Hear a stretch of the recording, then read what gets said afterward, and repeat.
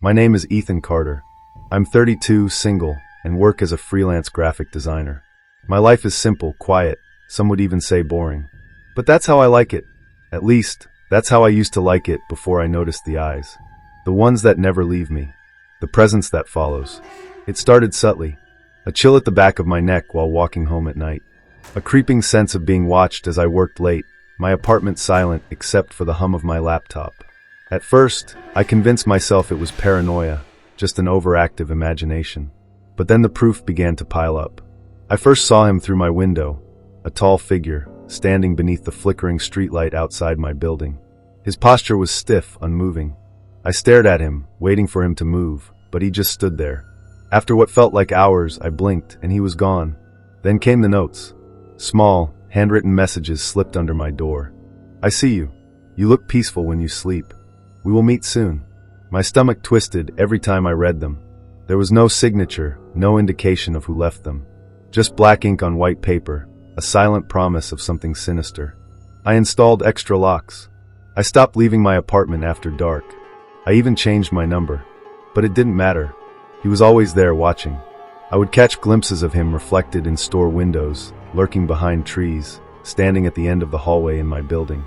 Never close enough to see his face, but always close enough to make my skin crawl. I told the police. They dismissed it. No real threats, no real crime. Just some harmless notes and my overactive imagination. They didn't understand. They didn't feel his eyes on them the way I did. Then things escalated. My apartment door was left ajar when I came home one evening. My heart pounded as I stepped inside, my hands shaking. Nothing seemed out of place. No forced entry. But I knew he had been inside. I could feel his presence lingering in the air. That night, I barricaded myself in my bedroom, a knife clutched in my hand. My phone lay beside me, but I knew calling the police again would be useless. I barely slept, every creak of the floorboards making my heart race. The next morning, my laptop was open on my desk. A video played on the screen. My blood turned to ice as I realized what it was, footage of me sleeping. The camera was set up in my own room, filming me in my most vulnerable state. I tore my apartment apart looking for the camera. I never found it, but I knew it was there. He was watching me.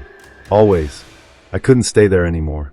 I packed a bag and fled, moving to a new city, a new apartment, somewhere far from the suffocating presence that haunted me. I thought I was safe. For months, nothing happened.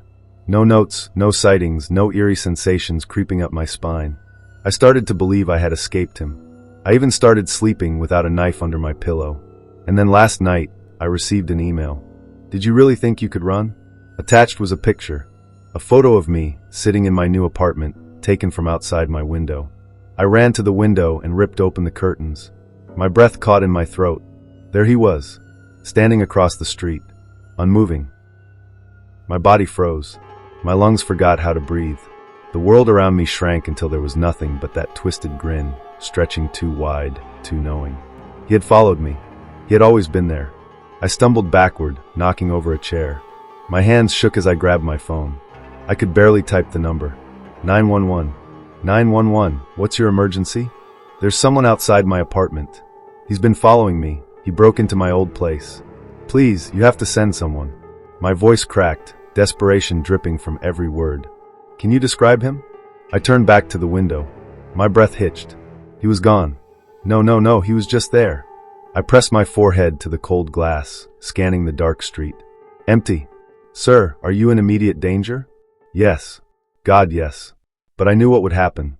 They would send someone, find nothing, maybe file a report, and then leave me alone with him. Just like last time. I don't know, I whispered. Call us if anything changes. Click. I was alone again. My hands curled into fists. I couldn't live like this, waiting for him to strike, watching the shadows, flinching at every sound. I needed to end this. I needed to see his face. So I waited. Hours passed. The city slept while I sat in the darkness, gripping a kitchen knife, staring at the window, waiting for him to return. Then movement. A shadow, barely there, shifting at the edge of the streetlight's glow. My pulse hammered in my ears. Slowly, I stood, forcing my legs to move. I stepped out of my apartment, the night air thick with silence. The street was empty, but I could feel him. Watching. Come out, I whispered. I know you're there. Nothing. A slow breath. then another step.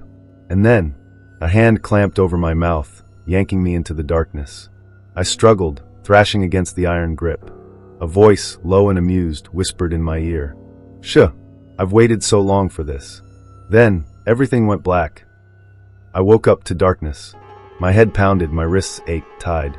I was sitting in a chair, something rough digging into my arms. Rope. Panic clawed at my throat. I tried to move, but the restraints held tight. Footsteps. A shape emerged from the shadows. He stepped closer, and for the first time I saw him. Pale skin stretched tight over sharp bones. Hollow eyes, dark and endless. And that smile, wide, knowing, filled with something I couldn't name. "You ran," he said softly. "But you belong to me." My stomach lurched. Why are you doing this?" He tilted his head, like I had asked something ridiculous. "Because I love you." The words sent a cold wave of terror through me. "Love? You don't even know me," I choked out. His grin widened. "Oh, but I do. I've watched you for years. Every little habit, every secret, every fear. I know you better than anyone ever could." I shook my head violently. "That's not love." He sighed, almost disappointed. "You'll understand soon." My heartbeat thundered in my ears as he reached into his pocket, pulling out something small, metallic. A blade glinted in the dim light. Panic surged. I pulled against the ropes, my skin burning. He crouched beside me, the knife tracing the curve of my cheek. "Don't be afraid," he murmured. "You were made for me." Terror turned to rage. I swung my head forward, slamming it into his. He hissed, stumbling back. Adrenaline took over. I twisted, wrenching my arms, the rope biting into my skin, giving, loosening, breaking. I didn't think. I lunged. The struggle was violent. Desperate. His grip was strong, but my fear was stronger. I wrenched the knife from his hand, my own fingers slick with sweat and blood. And then, silence. I stood over him, my chest heaving. He wasn't moving. For a long time, I just stood there, the weight of the blade in my trembling hand. The air smelled like iron, sharp and final. Then, laughter. Low. Soft. Wrong. I staggered back as his body twitched. His fingers curled, his lips pulling into that same haunting grin. His eyes, dark and shining, locked onto mine. "This isn't over," he whispered. And then, before I could even scream, he vanished.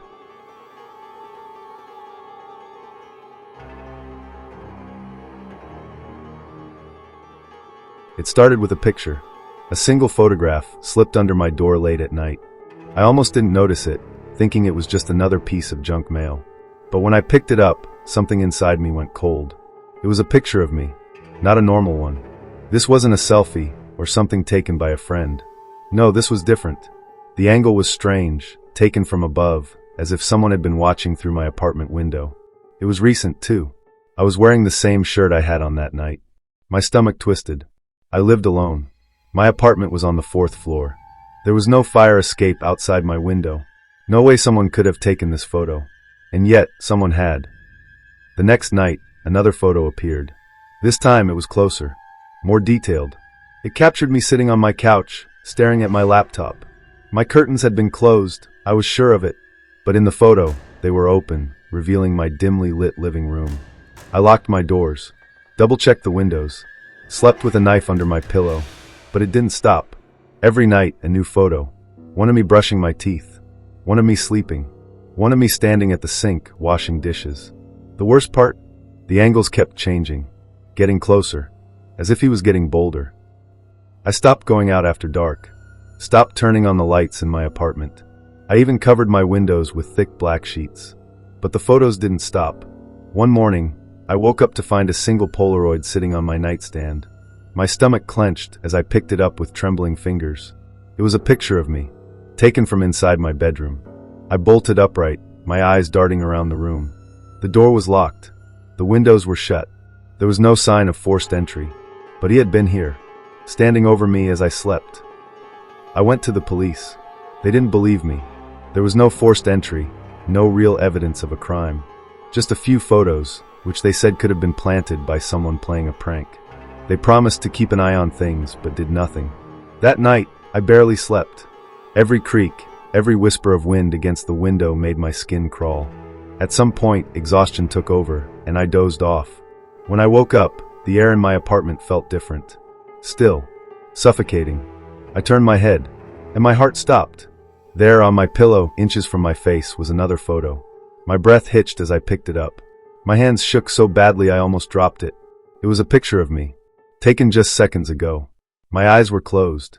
My body curled beneath the blankets.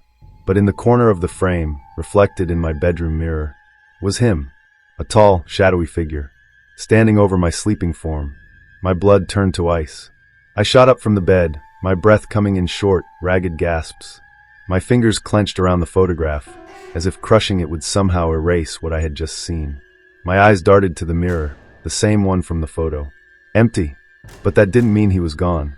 I checked every corner of my apartment, my heart pounding like a war drum. The closet, the bathroom, under the bed. Nothing. But I knew he had been here. I could feel him. I didn't sleep after that. Couldn't. I sat in the corner of my bedroom, gripping a kitchen knife, waiting. Every sound made me flinch. Every shadow made my skin crawl. But nothing happened. No movement. No footsteps. No new photo. The silence was worse than the fear. By morning, I was a wreck. My body ached from tension, my mind clouded with exhaustion. But I forced myself to move. I packed a bag. Clothes, money, my laptop. Anything I could grab. I had to leave. I didn't care where. I just had to get away. But when I reached my front door, I hesitated. Something was wrong. The locks. They were unlocked. I knew for a fact I had locked them. Double-checked them. But now the deadbolt was open. The chain was hanging loose. My stomach churned. Had he been inside again? Had he just left? A chill ran down my spine as I realized. He wasn't breaking in anymore. He had keys. I ran. Didn't even bother shutting the door behind me. I took the stairs 2 at a time, pushing past anyone in my way. My only thought was to get outside, to escape. But the moment I stepped onto the street, I stopped cold. Because there he was, standing across the street, watching, waiting, and holding something in his hand. A camera. Slowly, deliberately, he lifted it and took another picture. I don't remember how I got away. My mind was a blur of frantic steps, gasping breaths, the sound of my own heart slamming against my ribs. I checked into a motel miles away, paying in cash. I didn't turn on my phone. Didn't use my credit card. I made sure no one could follow me. And yet, that night, as I sat on the lumpy motel bed, staring at the peeling wallpaper, there was a knock at the door. Soft. Deliberate. My breath caught in my throat. I didn't move. Another knock. Then silence. I waited. Minutes stretched into an eternity. Finally, I forced myself to stand, creeping toward the door. My hands trembled as I peered through the peephole. Nothing. I swallowed hard. Maybe I imagined it. Maybe it was just a random motel guest. But then I looked down and saw it. A single photograph slipped under the door. I bent down slowly, my fingers shaking as I picked it up. When I turned it over, my heart nearly stopped. It was me, inside the motel room, taken from the closet.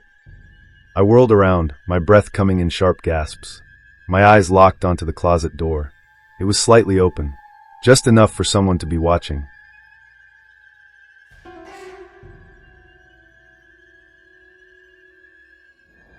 It started with a single whisper, a soft, almost imperceptible sound that slithered through the darkness of my bedroom. I was half asleep, caught between dreams and reality, when I heard it. My name, barely a breath, spoken by someone unseen. I bolted upright, my heart pounding. The room was dark, silent except for the rhythmic ticking of my bedside clock. I fumbled for the lamp switch, flooding the space with light. Nothing. I tried to convince myself it was a dream, a lingering hallucination from the depths of sleep. But deep down I knew better. Something wasn't right, and I wasn't alone. The next morning, I found the first note. It was waiting for me on the kitchen counter. A single sheet of paper, its edges curling slightly, as if someone had handled it carefully. I like watching you sleep. My blood ran cold. I lived alone. The door had been locked. The windows shut. There was no sign of forced entry. And yet someone had been here.